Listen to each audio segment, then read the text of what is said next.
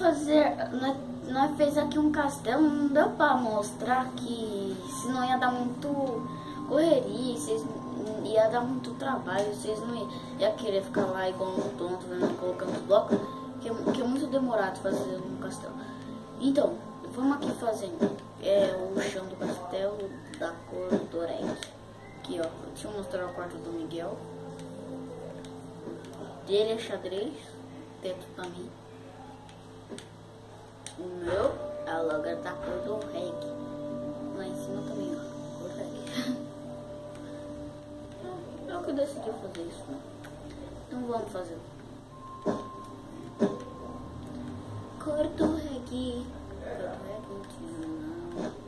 Cor do reggae. Eu não faço. Eu não sou do reggae não, tá? Mas eu gosto da cor do reggae. Não sei porque eu gosto.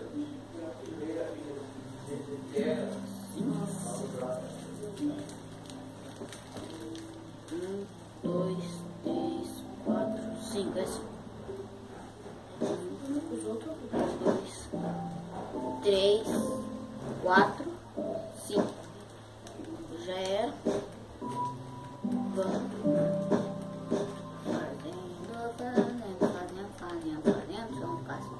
Ah, deixa eu mostrar a frente. Nós já voltamos, tá? Nós já voltamos, eu vou pausar um pouquinho o vídeo e só olha a frente do castelo, meu quarto. Já voltamos. Isso aí, desculpa pela demora, já tô terminando aqui.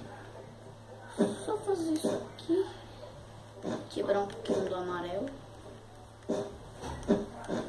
e daí já era. Vamos quebrar.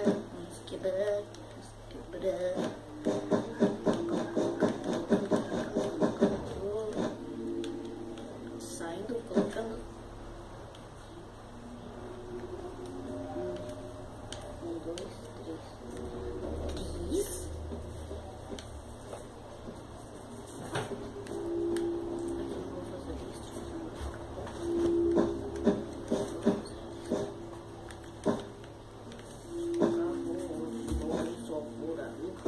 Lupa, quero ver pegar. Terminamos, vamos pegar o preto. E fizemos a cor do Dorec no castelo. Agora vamos colocar um branco, né? Preto, quer dizer. Aqui. Pra mim entrar. Vamos lá no restaurante agora. Que o Miguel fez. Ele me deu uma ajudinha. Que ia demorar muito. Nossa, eu esqueci de colocar a porta. Eu também, se nem o castelo ainda tem. E pessoal, aqui é o restaurante. Ó, em cima dá pra ver uma coisa melhor. Acabou. Tchau, pessoal.